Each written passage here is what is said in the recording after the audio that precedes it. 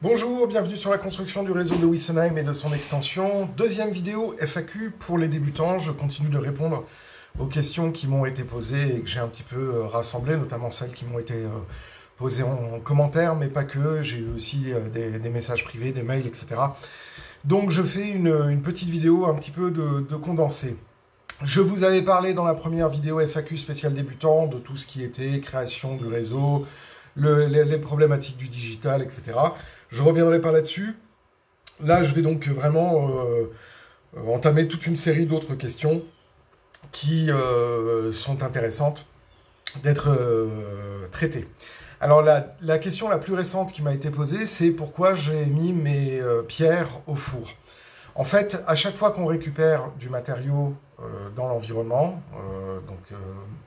à l'extérieur, il y a toute une série de choses qui sont pas très très bonnes à mettre sur un réseau.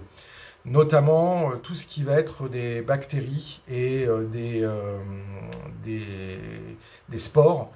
Et pour pouvoir s'en débarrasser, après avoir lavé les matériaux, donc là en l'occurrence c'était tout ce qui était terre et gravier. D'ailleurs je vous ai fait une vidéo à ce sujet dans les trucs et astuces et je vous mets la fiche là-bas.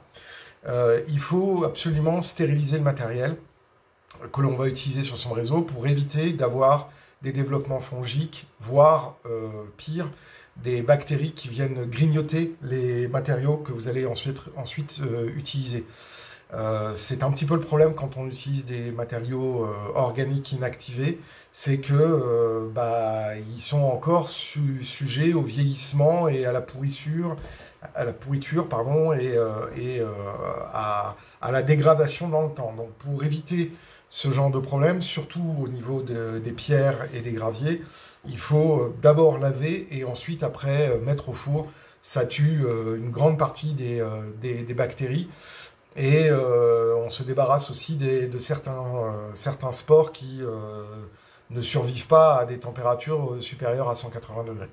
Donc voilà, ça c'était la raison pour laquelle effectivement vous avez vu, et j'en ai parlé dans les vidéos, notamment sur la construction du réseau de Wessenheim, pourquoi effectivement je faisais stériliser à chaque fois les matériaux une fois que je les avais traités, pour éviter ce genre de problème.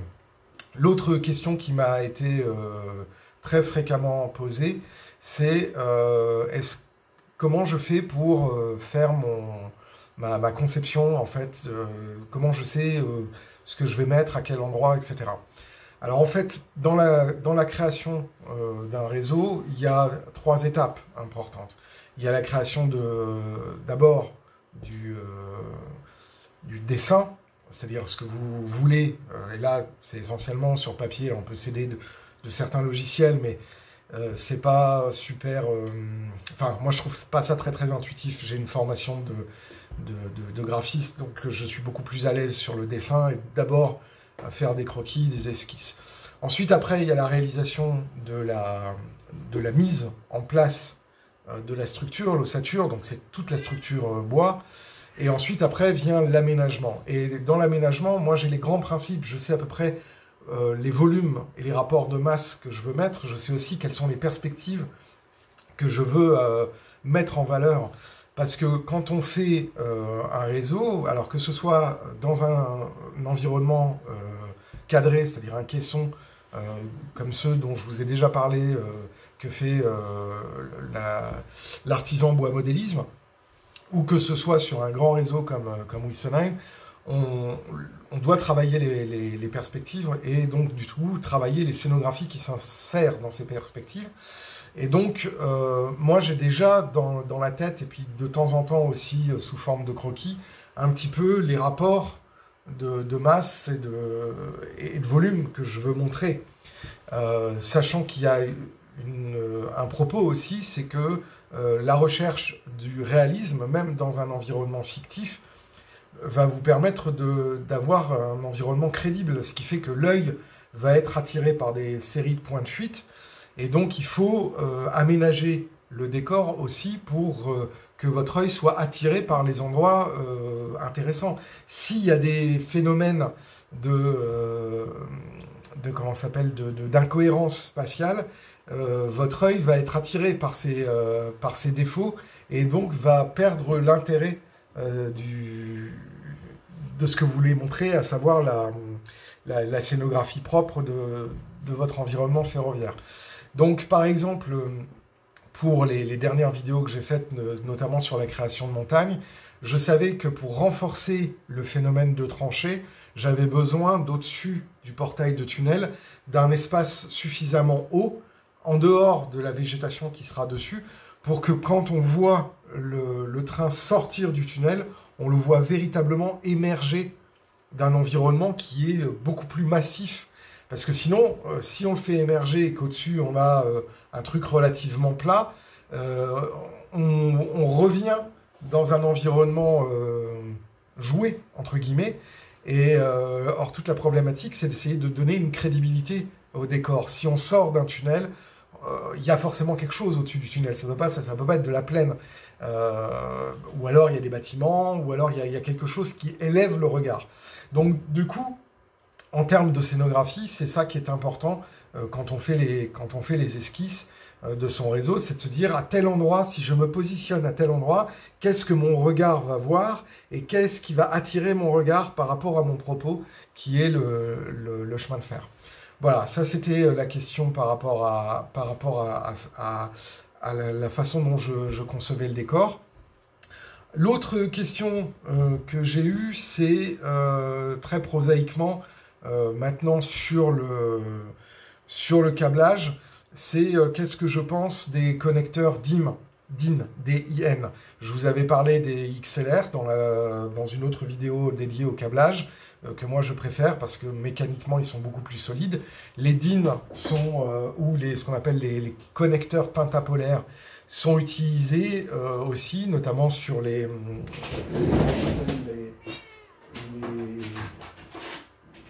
manettes. Ici, hein, donc vous avez du connecteur pentapolaire DIN.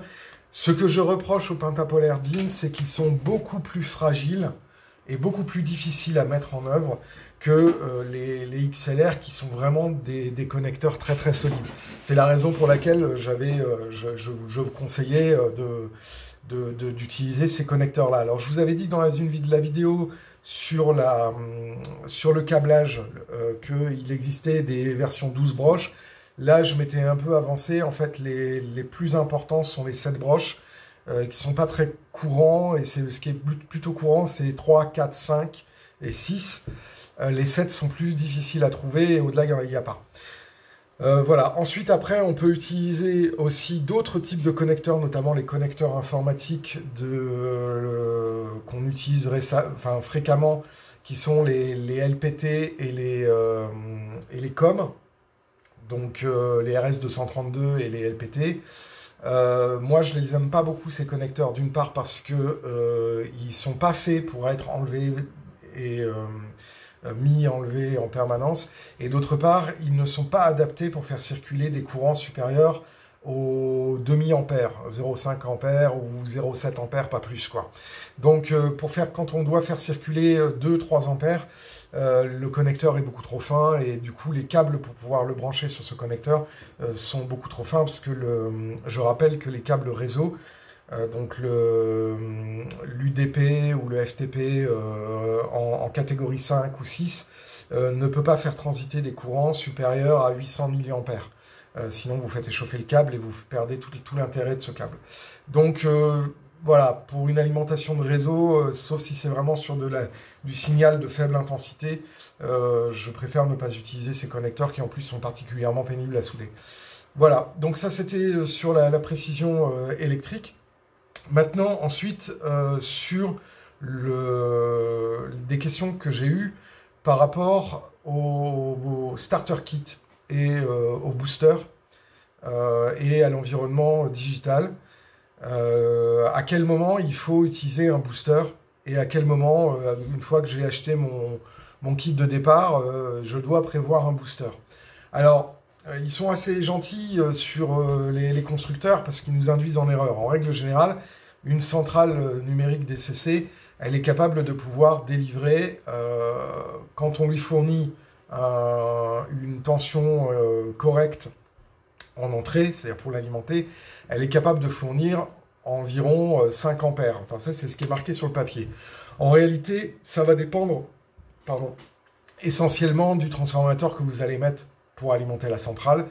Parce que si par exemple on met une 80 VA, donc 80 volts ampères, en 16 volts, là la centrale ne sera capable que de cracher 4,3 ampères. Alors ça répond pas à la question, mais vous allez voir que ça répond un peu à la question. C'est combien une locomotive consomme, et donc combien de locomotives je peux faire tourner. Alors, c'est l'une des raisons pour lesquelles j'utilise des modules de chez Alphameter, de chez DCC Concept, pardon, Alphameter. Donc j'en ai parlé, je vous mets la fiche là-bas, qui me permet de savoir exactement l'ampérage qui est tiré sur le réseau et à savoir à quel moment je dois mettre un booster. En règle générale, on considère, et vous l'avez vu aussi sur l'explication des décodeurs, que un décodeur de locomotive en HO, c'est pour une locomotive qui va consommer 1 ampère. En réalité, on se rend compte que, et vous allez le voir notamment dans la vidéo, quand je sortirai la vidéo sur la 150Z, où moi-même j'ai été très surpris, parce que c'est un gros moteur, en testant la 150Z à vide, donc ensuite après il faut rajouter un petit peu un facteur de charge, mais j'avais une consommation de 160 mA. Donc de l'autre côté, 160 mA, 1 ampère, on se rend bien compte qu'on a vachement de la marge, en fait. Donc du coup, une locomotive, et moi je le constate sur le réseau, qui n'est pas sonorisée, moderne, une locomotive moderne qui n'est pas sonorisée, elle va tirer 430 mA au maximum quand elle a une charge. Donc quand elle est sonorisée, elle va peut-être consommer 600 mA si vous voulez. Et ça, c'est vraiment un gros maximum, hein, parce que la 231E 26 de chez Rocco, quand elle est, qui est sonorisée, quand sa sonorisation fonctionne et qu'elle tire en rampe une rame de 6 voitures de la CIWL, elle me consomme 320 mA. Vous voyez? Donc, même avec 4 ampères, ça veut dire que on peut faire rouler 8 à 10 trains sans trop de problèmes. Attention cependant, si vous faites de l'éclairage intérieur, il faut compter aussi que chaque voiture qui est éclairée va prendre du courant. Donc, en règle générale, on considère par sécurité qu'une centrale, elle est capable de pouvoir faire tourner entre 5 à 7 trains simultanément. Si vous voulez en avoir plus, il faut effectivement avoir recours à des boosters qui sont en fait des amplificateurs. Ils n'ont pas de mission de commande ou de pilotage. Ils viennent simplement amplifier et faire une nouvelle amplification. Ils récupèrent l'information de traitement du signal digital qu'ils remettent avec du courant et de la tension disponible. Donc c'est une réamplification. Et bien évidemment, le circuit de rail qui dépend de la centrale doit être isolé du circuit de rail qui dépend du booster pour éviter d'avoir ce que l'on appelle des phasages et des retours. Alors bon, voilà, ça c'est la règle. Donc là, pour le réseau de Wessenheim, moi j'ai prévu un booster pour l'extension, pour être tranquille et pas avoir à me poser de questions sur l'extension. J'ai la centrale qui va piloter essentiellement le niveau 0, la gare cachée du niveau 2 et quelques éléments visibles. Et ensuite, j'ai un troisième booster qui va piloter la partie visible du réseau ainsi que le grill de la gare. Voilà, donc ça me permet en théorie d'avoir une quinzaine de trains qui tournent en permanence sur le réseau. Voilà, ça c'était en ce qui concerne le booster et à quel moment il faut acheter un booster après qu'on ait acheté un kit de démarrage.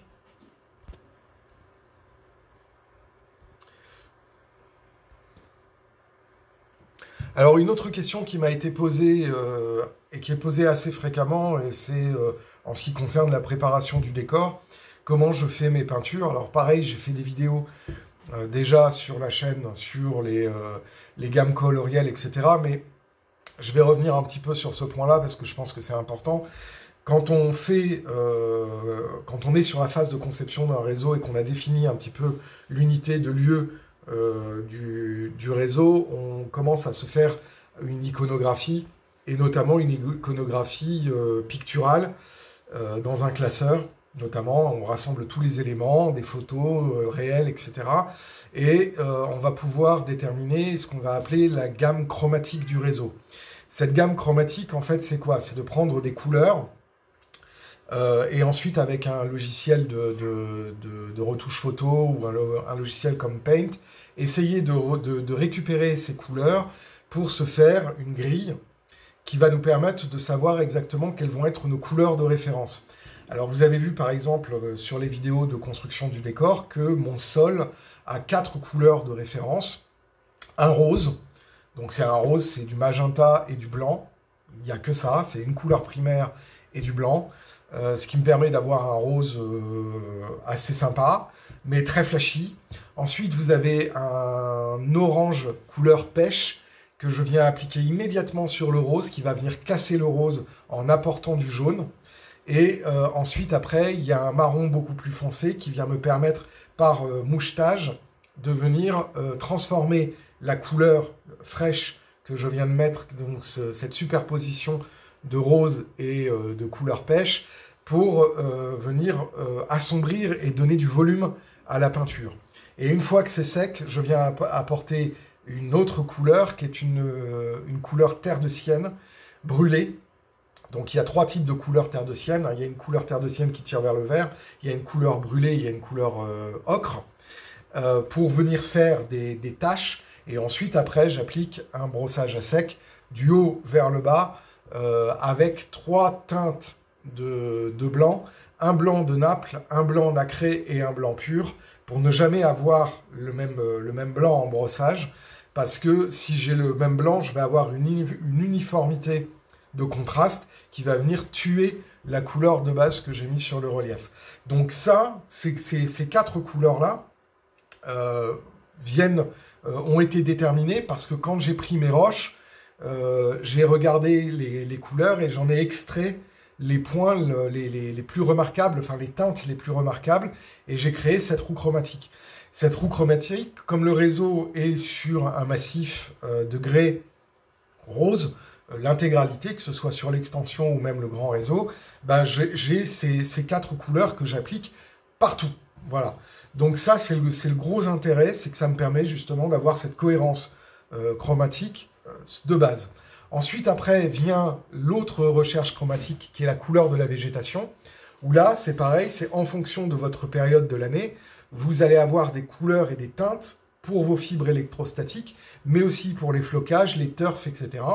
Et donc, pouvoir avoir suffisamment d'échantillons chromatiques. Alors, j'en ai parlé sur pas mal de vidéos de décor, je ne vous remets pas les liens parce qu'il faut regarder un petit peu, notamment ce que je dis lorsque je fais le ballon de Somniculus et les masterclass décor, c'est qu'effectivement, au plus on a une gamme colorielle riche en termes de fibres, au plus on peut les mélanger les unes des autres pour obtenir des teintes et donc casser l'uniformité, parce que l'uniformité des teintes donne un côté très artificiel qui fait que la grande majorité des réseaux que l'on peut voir, quand on applique avec l'appareil électrostatique sans apporter de subtilité de teinte, on obtient des décors qui sont pas du tout réalistes parce que y a cet aspect uniforme qui ne se trouve jamais dans la nature, y compris dans les espaces ultra artificiels, comme peuvent être par exemple les greens de golf, où il y a toujours des petites variations de teintes et on n'est jamais sur une teinte totalement la même. Voilà. L'autre chose, et donc ça revient sur l'iconographie, la recherche iconographique, c'est que je vous invite à photographier des espaces paysagers et de comprendre dans ces espaces paysagers que le flocage, donc qui va représenter à la fois les contenus, les buissons, les choses buissonnantes, mais aussi les espaces herbeux, ne sont jamais uniformes. Il y a toujours des trous, des taches, des herbes mortes, des jeunes pousses très, très, très vives, y compris en été. Et donc, en fonction de la période de l'année à laquelle vous voulez représenter votre réseau, vous allez avoir différentes teintes qui vont être dominantes. À noter cependant que dans les teintes que l'on prend, il faut bien prendre en compte que les teintes que vous allez voir ne vont pas être les mêmes que les teintes qui apparaîtront une fois qu'elles auront été éclairées correctement. Donc il faut bien choisir ces teintes dans l'environnement luminaire à laquelle va être le réseau. dans l'ambiance de lumière. Voilà. Donc ça, c'est la petite subtilité. C'est qu'entre une partie non éclairée et une partie éclairée, les teintes ne vont pas du tout être les mêmes. L'autre question qui m'a été posée, c'est qu'est-ce que je dois choisir entre un réseau point à point ou un réseau circulant. Alors là, j'ai envie de vous dire, ça dépend vraiment de ce que vous voulez au niveau de votre jeu.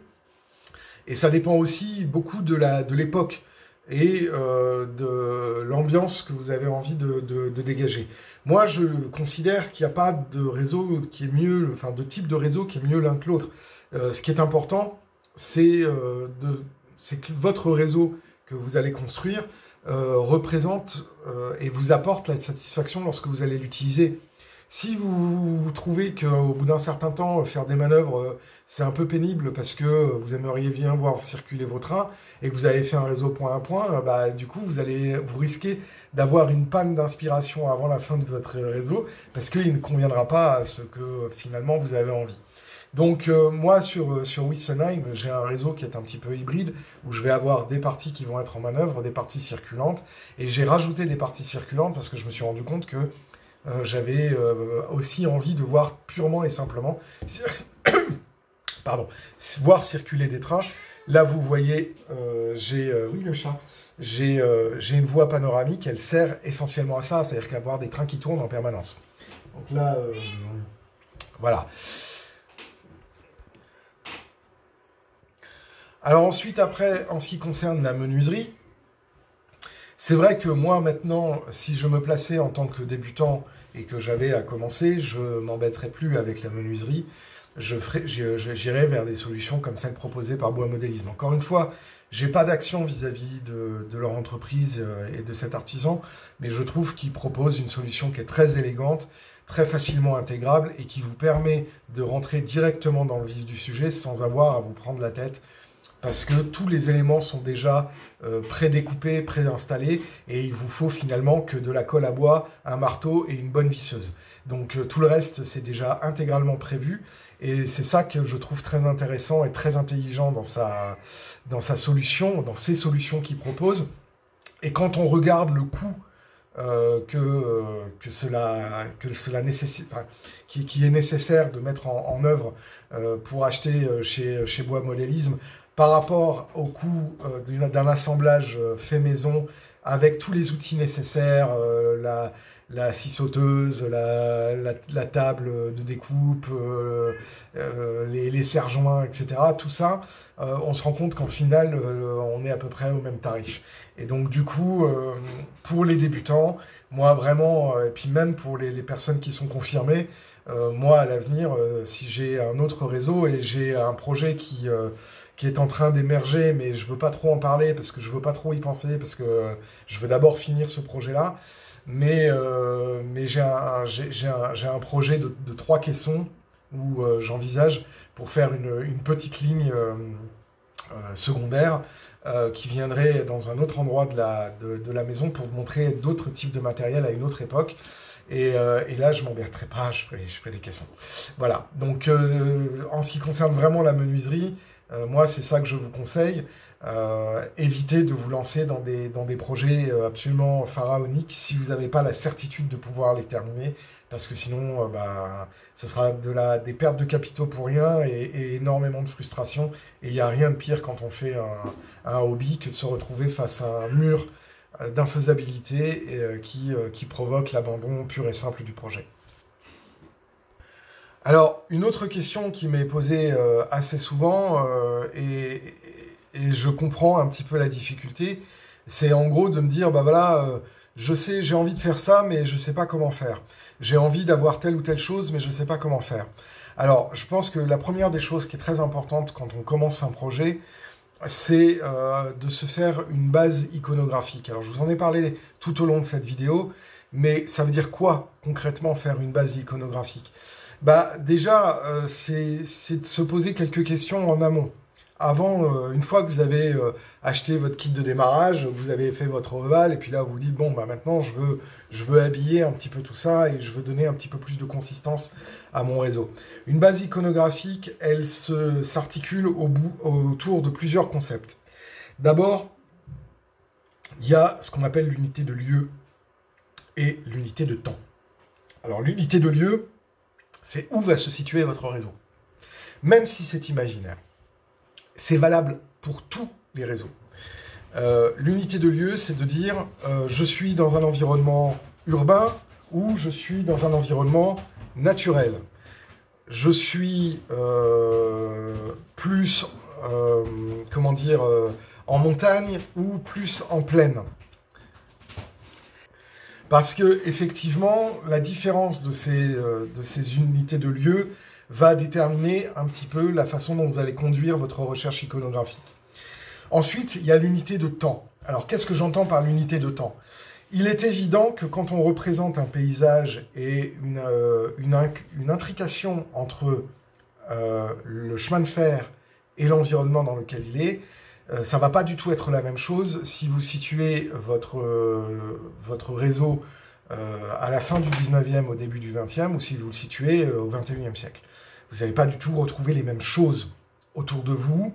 Ce que vous voyez n'est pas ce que vous voyez les gens dans les années 1920. Il y a eu énormément de changements, ne serait-ce que parce qu'il y a certaines choses dans notre environnement dont on n'a pas conscience, qui purement et simplement n'existaient pas. Par exemple, un pylône téléphonique de téléphonie sans fil, vous le voyez à partir des années 2000, vous ne le voyez pas dans les années 80 ni dans les années 70.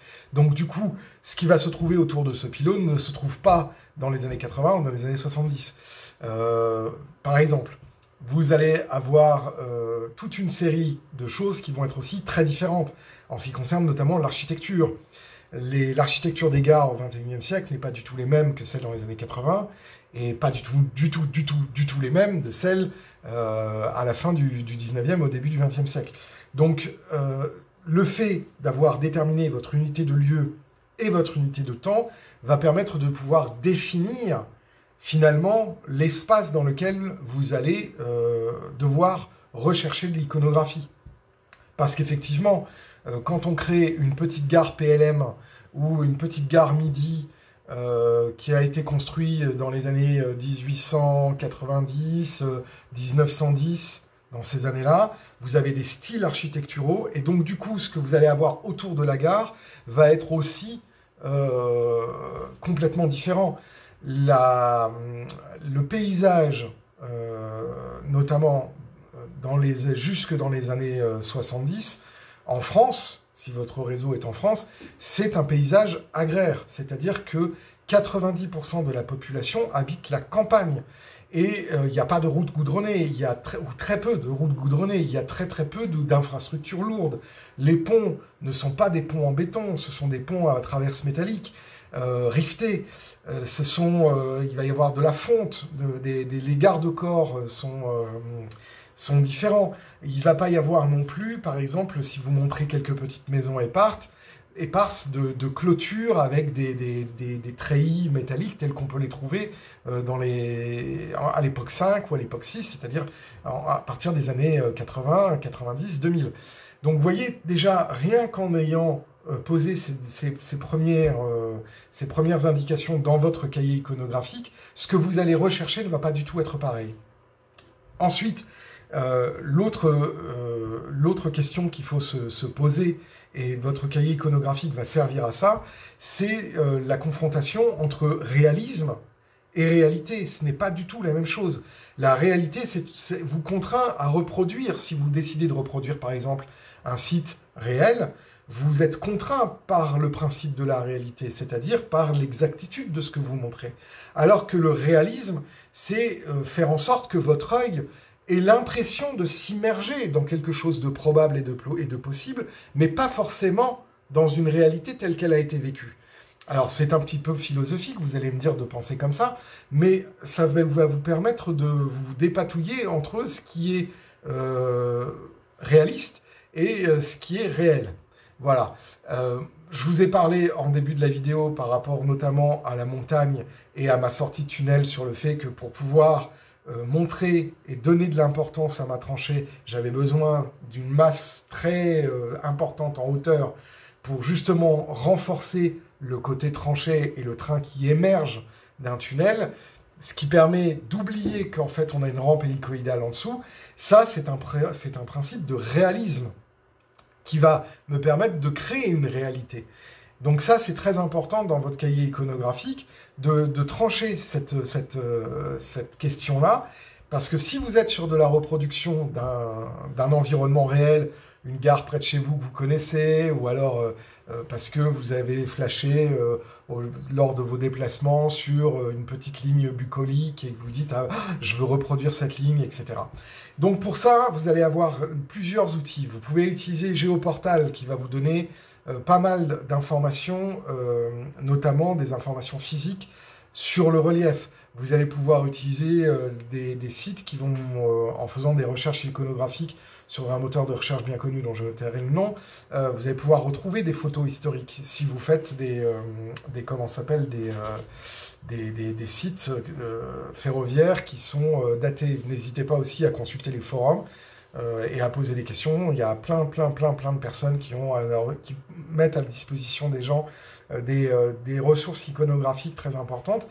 Mais cet ensemble d'éléments que vous allez rassembler dans votre cahier iconographique va vous permettre de pouvoir vous donner et de vous imprégner de l'ambiance que vous voulez et que vous désirez montrer. Et à ce moment-là, la mise en reproduction et la création de votre décor sera beaucoup plus simple parce que vous aurez des bases visuelles pour pouvoir vous inspirer de ce qui a été dans la réalité, de les réinterpréter.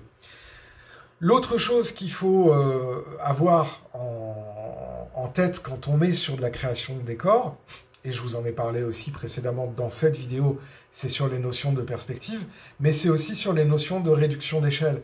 On fait un réseau qui ne représente finalement qu'un aspect très raccourci et très réduit d'une réalité. Et donc du coup, pour garder cette crédibilité, il faut faire ce que l'on appelle des facteurs de compression, notamment en ce qui concerne les distances. Parce que bien évidemment, si on fait une réduction au 87e d'un canton réel de 1500 mètres, je vous laisse faire le calcul, mais vous allez voir que c'est pas possible. Donc ça veut dire que forcément, ce canton, il va être réduit à une distance relativement acceptable. Et donc, du coup, les ratios de compression vont impacter le décor et les enchaînements du décor. Donc ça, c'est intéressant aussi de savoir exactement comment on se réfère à la réalité pour savoir comment cette réalité, on peut ensuite la compresser, pour garder la cohérence et donc le réalisme, même quand on travaille sur un réseau qui se veut être une reproduction du réel. Voilà. Donc ça, c'était ce que je pouvais dire à ce sujet. L'autre question qu'on m'a posée assez fréquemment, elle se formule un peu comme ça, c'est « j'ai aucune connaissance en électricité, en câblage, je ne sais pas comment faire les différents bus, je suis complètement démuni, comment je fais ?» Alors en fait, c'est assez simple. Il faut partir du principe, il faut ne pas stresser par rapport à ça et revenir à un concept assez simple. Vous avez un circuit de rails qui va voir circuler du courant et de la tension, qui va avoir une tension. Donc, quand vous construisez votre réseau, vous savez que de toute façon, vous allez avoir au moins 2 fils qui vont venir alimenter votre réseau, que ce soit un ovale, que ce soit une ligne droite. Donc déjà, la première des choses que vous allez vous dire, c'est que je prends mon réseau et je fais des réalimentations à intervalles réguliers de ce réseau, avec 2 fils. Ces fils-là, je les rassemble ensemble, c'est ce qu'on va appeler un bus. Je les connecte tous ensemble, et ensuite, une fois qu'ils sont tous connectés ensemble, je mets un bus qui va le relier à la centrale. La partie qui véhicule